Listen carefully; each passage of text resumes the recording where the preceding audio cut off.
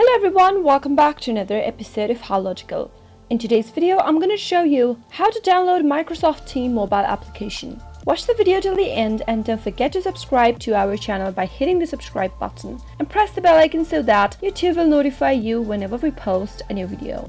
Microsoft Teams is a proprietary business communication platform developed by Microsoft as a part of Microsoft 365 family of products. In order to download Microsoft Teams application on your mobile device, go tap open your Play Store for your Android, and if you are using an iOS operating system, you can tap open your App Store. Search for Microsoft Team in the search box.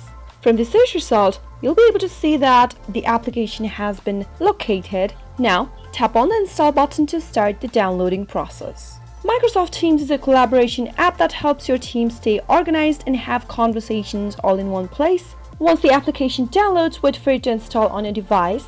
The installation process will just take a few seconds. Once it is downloaded and installed, you can tap open the application. That is how you can easily download Microsoft Team application on your mobile device. I hope you found the video to be helpful. If you did, go ahead and give us a thumbs up. Comment down below in the comment box if you have a question or a feedback for us.